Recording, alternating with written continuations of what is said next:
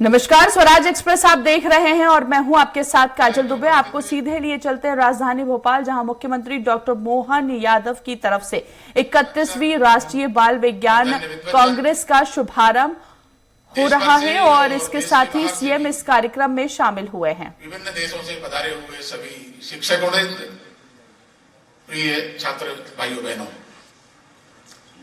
जब राष्ट्रीय बाल विज्ञान कांग्रेस ऐसा शब्द हम बोलते हैं तो बालक के अंतःकरण में जो एक जिज्ञासाएं रहती है, भिन्न भिन्न प्रकार के प्रश्न, ऐसा क्यों हो रहा है, ऐसा कैसे हो रहा है, ऐसे क्यों और कैसे के उत्तर का समाधान खोजना, यही वास्तव में विज्ञान है। इस आयु से मन के प्रश्नों को कौतूहल के नाते से ही क्यों ना हो, जब इस छोटी आयु में, इस बाल्यावस्था में हम एक साइंटिफिक प्रोसेस से, एक वैज्ञानिक पद्धति से उन प्रश्नों का उत्तर खोजते हैं तो सहजता से विज्ञान प्रकट होता है। विज्ञान जगत के विद्यार्थी के नाते से हम लोग दो शब्दों का प्रयोग करते हैं, एक इनोवेशन और एक रिसर्च। तो जो कुछ प्रकृति में घटित हो रहा है उसके साइंटिफिक प्रोसेस को, उसके साइंटिफिक लॉज को, उनके प्रिंसिपल्स को फाइंड आउट करना, उनको खोजना, उनको जानना, परंतु जानी हुई बातों के आधार पर कुछ नवीन प्रकट कर देना, मिनिमम इनपुट में मैक्सिमम आउटपुट देने की जो एक मानसिकता रहती है वो इनोवेशन के आधार पर आती है। देश भर में जिस प्रकार से इस छोटी आयु से ही मोटिवेशन का काम राष्ट्रीय बाल विज्ञान कांग्रेस करती है, स्थानीय स्तर पर कंपटीशन करवाना, उसमें पुरस्कार जीतना, ये तो एक निमित्त मात्र है। वास्तव में उनके मन में विज्ञान की उस लालसा को पैदा करना, उस जिज्ञासा के आधार पर नवीनतम समस्याओं का शोध अर्जित करना, और विज्ञान भारती के संगठन मंत्री के नाते से हम लोग जो विज्ञान भारती के तंत्र के अंदर संगठन के नाते से बोलते हैं कि साइंस फॉर जो टेक्नोलॉजी है, साइंस है, ये फॉर सोसाइटी होनी चाहिए। तो विज्ञान और तकनीक के ज्ञान को समाज के आनंद के लिए, समाज के सुख के लिए, समाज की सुविधा के लिए, समाज के लिए कैसे हम उपलब्ध करवा सकते हैं। हर चीज के अंदर जब विज्ञान जगत का विषय विचार करते हैं तो उस प्रोसेस के बारे में खोजना, उस पद्धति के बारे में विचार करना और वहां से उन चीजों को निकालते हुए उस पर कोई ऐसी चीज निर्माण करना जिसके आधार पर सृष्टि की शांति, सृष्टि का एकात्मता, सृष्टि का बंधुत्व भाव, ये सभी चीजें, क्योंकि भारतीय जो चिंतन है, भारतीय जो दृष्टिकोण है, वो हम कहते हैं कि विज्ञान ये विश्व की विरासत है, विश्व की छाती है। हमारे यहाँ ऋग्वेद के अंदर जब तैतरीय वल्ली के अंदर जब वर्णन आता है और 10 to the power of 19 तक की संख्याओं की गणना आती है, तो जीरो के कॉन्सेप्ट के आधार पर चीजें ये निरूपित होती हैं, उसका प्रकटीकरण होता है। कालांतर में आर्यभट्ट जब उन्हीं विषयों को लेकर के आते हैं तो शून्य की एक परिकल्पना, सृष्टि की रचना, जब हम ब्लैक होल बोलते हैं कि वहां से प्रारंभ हो, यानी शून्य से प्रारंभ होकर के और शून्य में विलीन होना, ये जो एक साइंटिफिक प्रोसेस है, विज्ञान भारती इस दृष्टि से विचार करती है।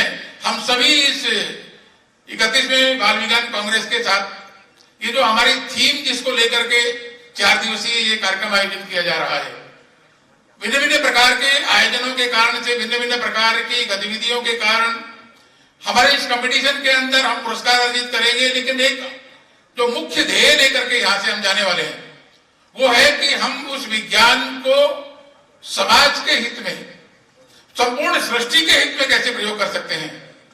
एक सृष्टि के सामने आज जो भिन्न भिन्न प्रकार की ग्लोबल वार्मिंग का विषय आता है, सभी प्रकार के प्रदूषण का विषय आता है, उन सभी समस्याओं का समाधान दे सकने की जो इच्छा शक्ति है, ये जो बाल वैज्ञानिक यहाँ विराजमान है, आपके अंतःकरण में ईश्वर प्रदत्त वो शक्तियां हैं कि उसको उस दिशा में जब हम इंप्लीमेंट करेंगे तो उस प्रकार के समस्याओं का समाधान ये हम निकाल सकेंगे।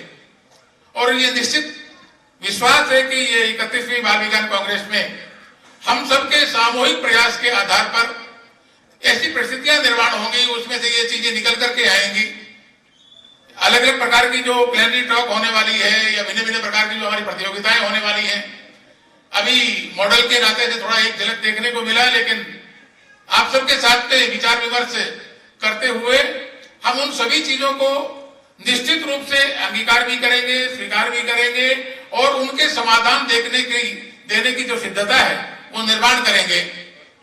हम सब इसमें यशस्वी हों और जिस परिकल्पना को लेकर के इस विज्ञान कांग्रेस का आयोजन किया गया है, जो साइंस है, जो टेक्नोलॉजी है, वो भारतीय दृष्टिकोण के आधार पर विश्व की विरासत को, विश्व की उस शांति को, विश्व के उस सुख को, उस वैभव को, उस प्रकृति की विरासत के साथ ये साइंस और जो नेचर है, इनका जो कोरिलेशन है, इसके आधार पर बना सकने की सिद्धता हम सब के अंदर विराजमान हो। उसी सिद्धता को लेकर के ही हम इस गति को, इस 4 दिन के गतिविधि को संपन्न करने वाले हैं। आप सब उसमें जैसा चाहता हूँ। बहुत धन्यवाद शर्मा जी। जो शुरुआत में हम बात कर रहे थे आप बाल वैज्ञानिकों के साथ कि कैसे अपनी संस्कृति के साथ विज्ञान को जोड़ना है, उसको आपने बेहद विस्तार से समझाया। भोपाल के पास विदिशा में उत्खनन कार्य में एक मूर्ति मिली। वो वराह मेहर की मूर्ति थी जो अपनी पृथ्वी को अपने कंधे पर रखे हुए थे, और वो मूर्ति आजकल आर्कियोलॉजिकल सर्वे ऑफ इंडिया के द्वारा प्राचीन भारतीय इतिहास विभाग में सागर विश्वविद्यालय में मेन गेट के सामने लगी हुई है। कभी अवसर मिले तो गूगल कीजिएगा। उसी के नाम पर इस वराह मेहर खगोलीय वेधशाला जो कि डोंगला उज्जैन में बनाई गई है, उसका वर्चुअल उद्घाटन रिमोट के द्वारा माननीय मुख्यमंत्री जी हम सभी के बीच करेंगे, जिसका सीधा प्रसारण डोंगला उज्जैन से हमारे बीच होगा। मैं चाहूंगा कि रिमोट लेकर माननीय मुख्यमंत्री जी के पास लाया जाए।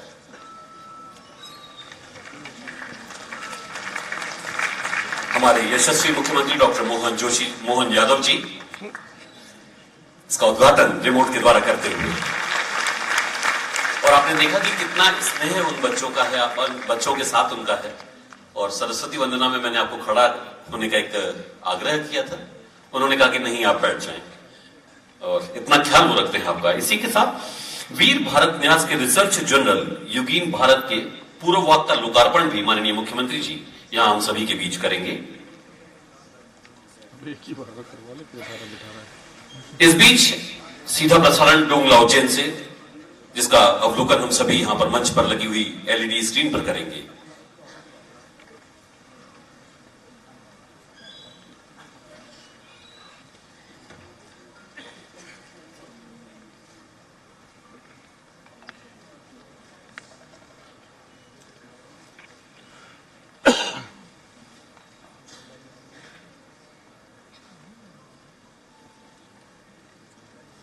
ये लाइव टेलीकास्ट है डोंगला उज्जैन से।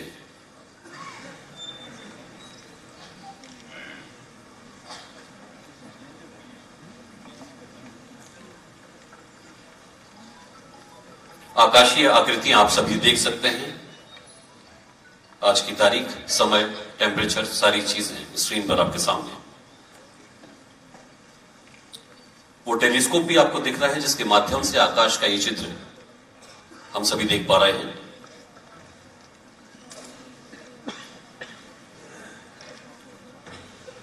बहुत तेजी के साथ केंद्र सरकार और राज्य सरकार इस दिशा में अपने कदम बढ़ाती हुई बहुत सारा निवेश, बहुत सारा योगदान इस क्षेत्र पर अपना किया है इन्होंने।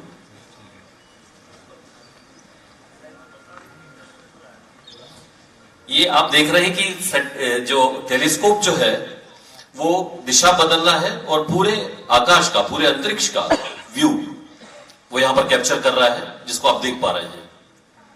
और ये था सीधा प्रसारण डोंगला उज्जैन से। एक बार जोरदार करतब ध्वनि के साथ हम आभार प्रकट करेंगे। और इसी के साथ वीर भारत न्यास के रिसर्च जनरल युगीन भारत के पूर्व वाक का लोकार्पण माननीय मुख्यमंत्री जी करेंगे। डॉक्टर श्रीराम तिवारी जी सचिव है वीर भारत न्यास के, और वे भी हमारे बीच हैं। एक जनरल है पूर्व वाक, उसका लोकार्पण एक बार जोरदार करतल ध्वनि से हम अपनी भावना व्यक्त करेंगे। और इसी के साथ वीर भारत न्यास द्वारा प्रवर्तित फिल्म सीरीज महादेव का लोकार्पण माननीय मुख्यमंत्री जी रिमोट के द्वारा हम सबके बीच करेंगे।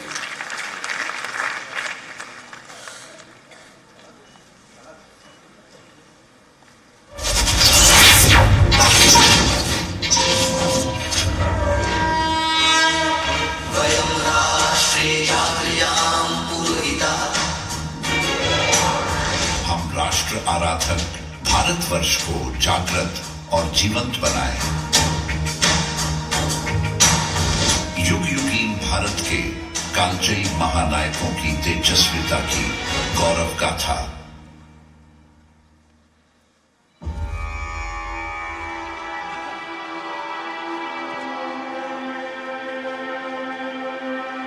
महादेव देव महादेव शंभु महादेव देव महादेव शंभु महादेव देव महादेव शंभु महादेव देव महादेव शंभु महादेव देव महादेव शंभु महादेव देव महादेव शंभु महादेव देव महादेव शंभु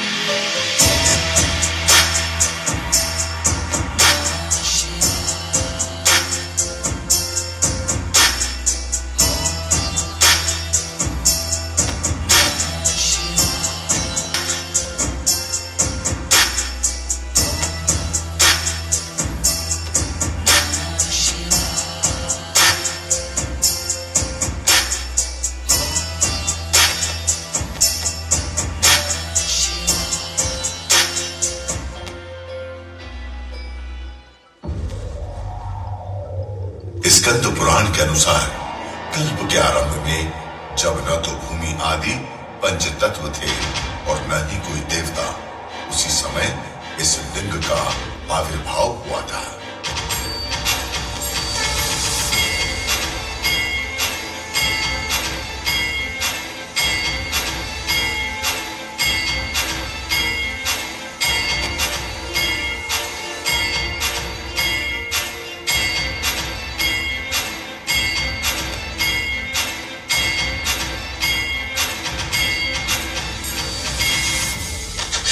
सर्वस्व करता है भरता हरता परात्परः।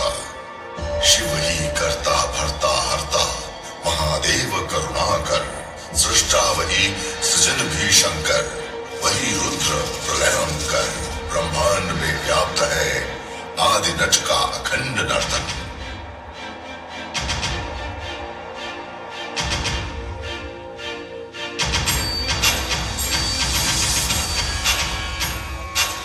महादेव के आनंद तांडव से हो जाता है सृष्टि का सृजन, और संहार तांडव कर देता है विसर्जन।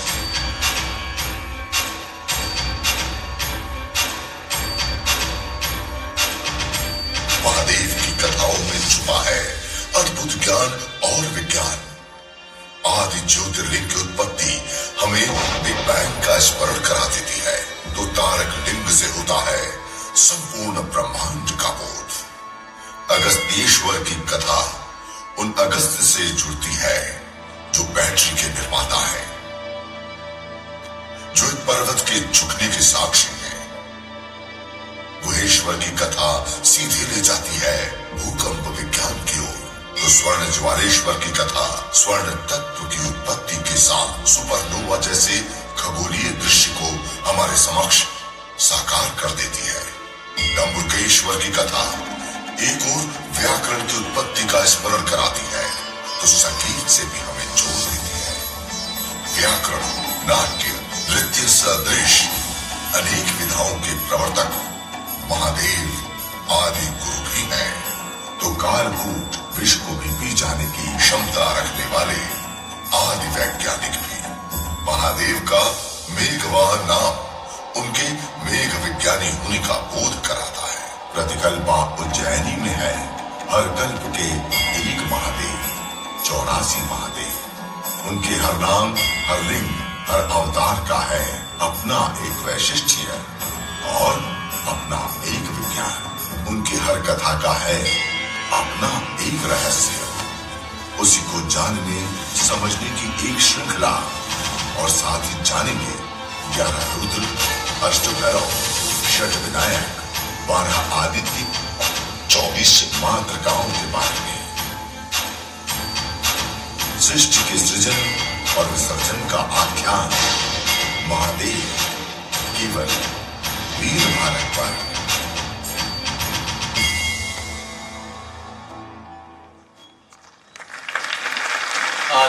विज्ञान और प्रौद्योगिकी छात्रों से संबोधित होने के अलावा माननीय मुख्यमंत्री जी का निर्वाचन क्षेत्र है उज्जैन, और वहां महाकाल लोक का जो कायाकल्प और भव्य निर्माण जो किया वो माननीय मुख्यमंत्री जी की प्रेरणा से हुआ।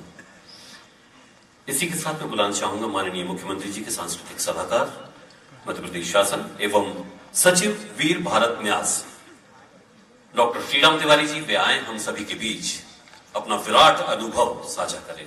डॉक्टर श्रीराम तिवारी जी, संस्कृति के क्षेत्र में आपका योगदान अमूल्य योगदान है। आदरणीय माननीय मुख्यमंत्री जी, प्रोफेसर करंदीकर जी, डॉक्टर शिव कुमार शर्मा जी, संजय दुबे जी, सुभाष जोशी जी, अनिल कोठारी जी, आप सबका आभार कि आपने विज्ञान के इस आयोजन में संस्कृति के भाग को भी जोड़ने का सहयोग किया। वीर भारत न्यास का ध्येय वाक्य ही है वयम राष्ट्रे जागृयाम पुरोहितः।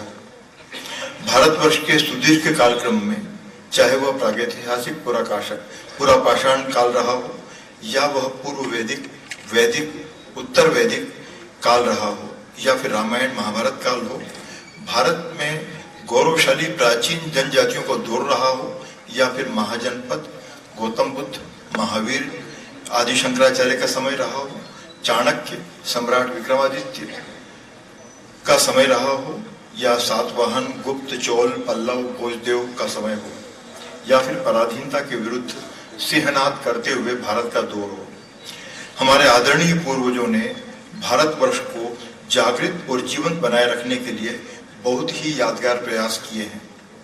हमारी कोशिश है कि भारतवर्ष के प्रामाणिक इतिहास का साक्षात्कार करते हुए भारत विद्या, ज्ञान विज्ञान, साहित्य, दर्शन और सांस्कृतिक मूल्यों को संरक्षित कर सकें तथा नए दृष्टिकोण से देश और दुनिया के सामने ला भी सकें। हमारी सचेत कोशिश है कि हम संस्कृति और विज्ञान की जुगलबंदी की फिर से शुरुआत करें। इस जुगलबंदी ने हजारों वर्षों से भारत को हर दिशा में, हर क्षेत्र में हर तरह से समृद्ध बनाकर रखा था। विदेशी आक्रमणों तथा भारत विखंडन की निरंतर कोशिशों ने न केवल संस्कृति तथा विज्ञान की जुगलबंदी को तोड़ा, बल्कि संस्कृति को केवल नाच गाने तथा विज्ञान को पश्चिम की देन प्रयोगशाला तक सीमित करके ही रख दिया। यह हर भारतीय के दिल में बैठाने की कोशिश भी की गई कि हम केवल नाच गाने में ही अव्वल हैं, विज्ञान हमारी समझ से बाहर की चीज है। यह मध्य प्रदेश में पहली बार ही हुआ है कि प्रदेश के मुखिया ने प्राचीन भारतीय विरासत, साहित्य, संस्कृति, विज्ञान, खेती किसानी, जल संरक्षण, उद्योग व्यापार के विस्तार के साथ साथ राज्य के बहुआयामी विकास का एक साथ और एक समान आत्मीयता से उस पर फोकस करना शुरू किया है। मेरा ख्याल है कि मध्य प्रदेश के इतिहास में ऐसा उदाहरण फिलहाल तो नहीं है। यह महज संयोग नहीं है कि मुख्यमंत्री जी मध्य प्रदेश विज्ञान एवं प्रौद्योगिकी परिषद के अध्यक्ष हैं और वीर भारत न्यास के भी। आज के दौर के हिसाब से देखें तो दोनों संस्थानों का कोई मेल नहीं है, पर हम साथ साथ मिलकर बहुत कुछ नया करने की कोशिश करने जा रहे हैं। वीर भारत न्यास द्वारा रिसर्च जर्नल युग युगीन भारत का पूर्व का मतलब भूमिका आज से आरंभ किया जा रहा है। मेरा ख्याल है कि यह अपनी तरह की अकेली पत्रिका होगी जहां संस्कृति और दूसरे अन्य अनुशासनों, विशेषकर संस्कृति और विज्ञान के विनियोग दृष्टि से काम करने की हमारी कोशिश होगी। इसका प्रवेशांक भारतवर्ष की महान संस्कृति, सभ्यता के विभिन्न आयामों, विशेषकर ऐतिहासिक, पुरातात्विक और सामाजिक वैज्ञानिक पहलुओं से लेकर इसकी समकालीन प्रासंगिकता पर केंद्रित है।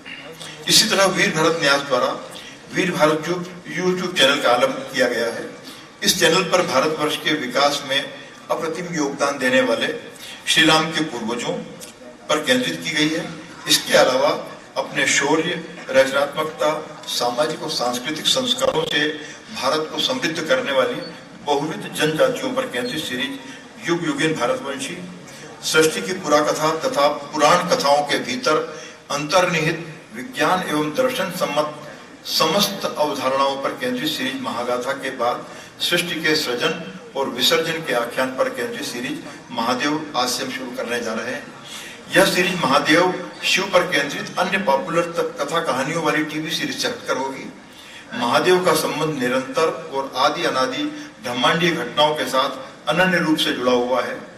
महादेव आदि ज्योतिर्लिंग बिग बैंग का स्मरण करा देते हैं। अब तक के 64 कल्पों के महादेवों, ज्योतिर्लिंगों, एकादश रुद्रों आदि के रहस्य, वैशिष्ट्य और विज्ञान सम्मत अवधारणा को जानने समझने की यह एक निरंतर श्रृंखला होगी। हमें प्रसन्नता है कि प्रजावत्सल मुख्यमंत्री द्वारा पुरोवाक और महादेव सीरीज की शुरुआत की गई है। हम निरंतर अच्छा करने की कोशिश करेंगे। इस मौके पर यही कह सकते हैं। धन्यवाद। बहुत बहुत आभार, धन्यवाद, शुक्रिया डॉक्टर श्रीराम तिवारी जी। और इसी बीच हमारे साथ हैं भारत सरकार के विज्ञान एवं प्रौद्योगिकी विभाग के सचिव डॉक्टर प्रोफेसर अभय करंदीकर। मैं चाहूंगा कि वे आए और अपना उद्बोधन हम सभी के बीच रखें। प्रोफेसर अभय करंदीकर। धन्यवाद। परम आदरणीय मुख्यमंत्री doctor Mohan Yadav ji, doctor Shiv Kumar Sharma ji, Shri Sanjay Dubey ji, professor Subhash Joshi, doctor Anil Kothari, Shri Ram Tiwari ji, doctor रश्मि शर्मा। सीधे चलेंगे 31वीं राष्ट्रीय बाल विज्ञान कांग्रेस कार्यक्रम में, जहां सीएम सभा को संबोधित कर रहे हैं। के इतिहास से जोड़ करके बात करना पड़ेगी।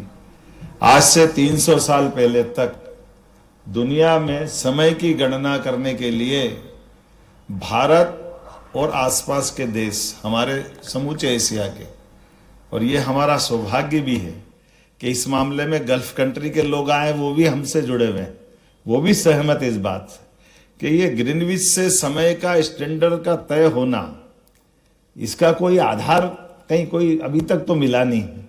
ये आधार जरूर था कि हाँ, 300 साल पहले जब फ्रांस के लोग हावी हुए तो भारत से सम्मान उठा करके ले गए। वो अपना फ्रांस की राजधानी पेरिस से 50 साल तक दुनिया में वहां से तय कराया। और जब उनके बाद अंग्रेज हावी तो नहीं, तुम में ये तो मान सम्मान हम ले जाएंगे, तो वो ग्रीनविच में ले गए। अब ग्रीनविच में जाने के बाद दुनिया में समय कहां से तय हो रहा है? ग्रीनविच से हो रहा है। लेकिन ये बात बताओ कि अगर अपन अब साइंस की दृष्टि से आते हैं कि हमारे पृथ्वी और कई कितने अच्छे संयोग भी है, हम अगर अपने आसपास में वो चीज देखें तो वो दिखाई भी देती है। जैसे पृथ्वी गोल है, इसको जानने समझने के लिए टेलीस्कोप और पता नहीं क्या क्या लगा, लेकिन हमारे यहाँ हिंदी में पहले से ही भूगोल बोल रहे हैं, और भूगोल बोलते ही पृथ्वी गोल है अपने आप दिख रही कि नहीं दिख रही, ये ध्यान में आ रहा कि नहीं आ रहा है? गैलीलियो ने टेलीस्कोप के माध्यम से ग्रह दिखाए, मान लिया, दिख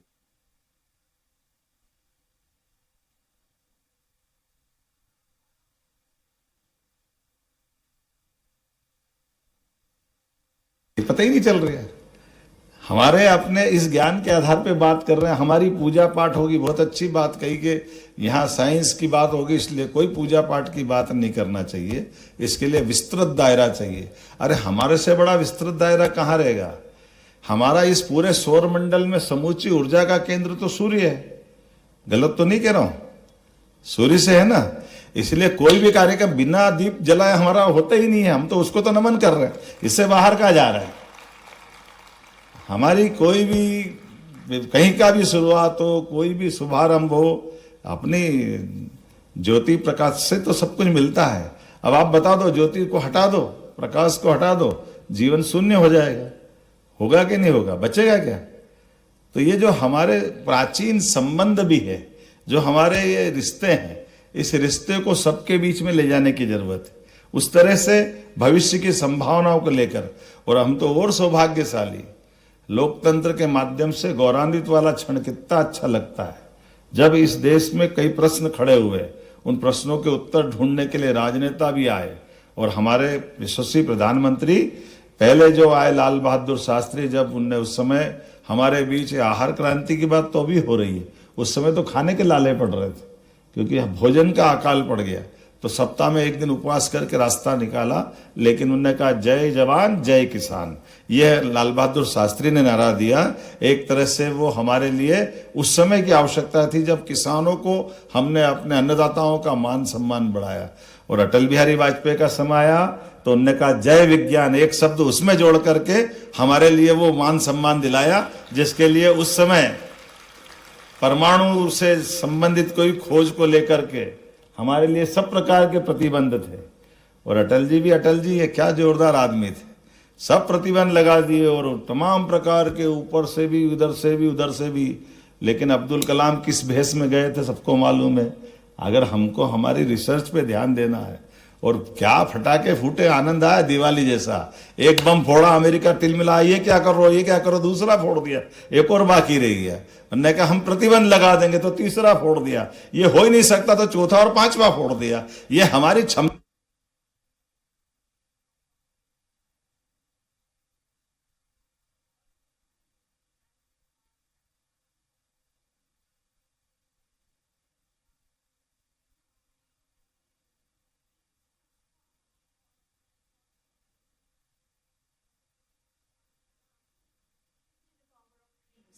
His message clearly indicates don't be afraid to dream. Those dreams can fuel your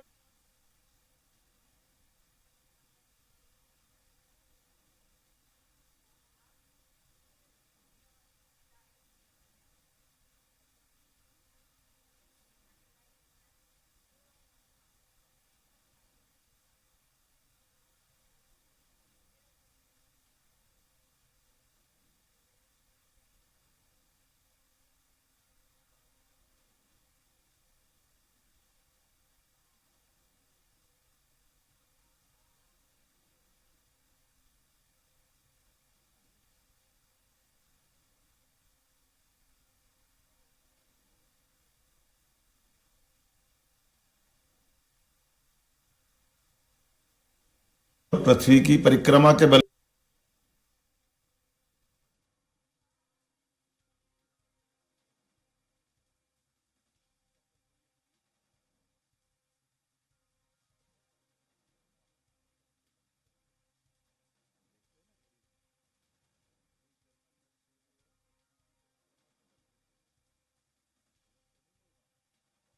सही बोल रहा हूं ना।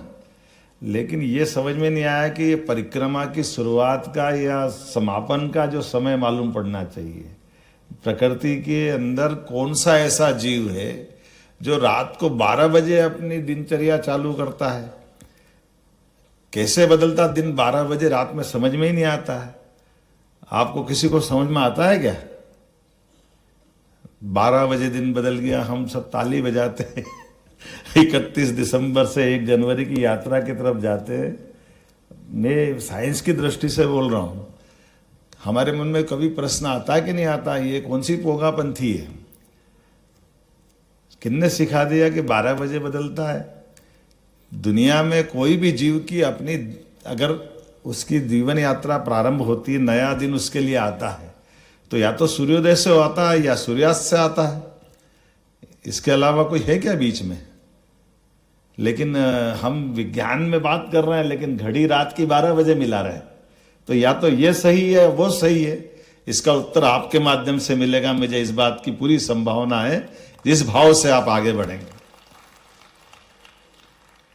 जब हम इससे बात कर रहे हैं, तो मैं जब ये बात आपके सामने रख रहा हूं, तो अतीत के इतिहास से जोड़ करके बात करना पड़ेगी। आज से 300 साल पहले तक दुनिया में समय की गणना करने के लिए भारत और आसपास के देश, हमारे समूचे एशिया के, और ये हमारा सौभाग्य भी है कि इस मामले में गल्फ कंट्री के लोग आए, वो भी हमसे जुड़े हुए हैं, वो भी सहमत है इस बात से कि ये ग्रीनविच से समय का स्टैंडर्ड का तय होना, इसका कोई आधार कहीं कोई अभी तक तो मिला नहीं। ये आधार जरूर था कि हाँ, 300 साल पहले जब फ्रांस के लोग हावी हुए तो भारत से सम्मान उठा करके ले गए। वो अपना फ्रांस की राजधानी पेरिस से 50 साल तक दुनिया में वहां से तय कराया। और जब उनके बाद अंग्रेज हावी, तो तुम में ये तो मान सम्मान हम ले जाएंगे, तो वो में ले गए।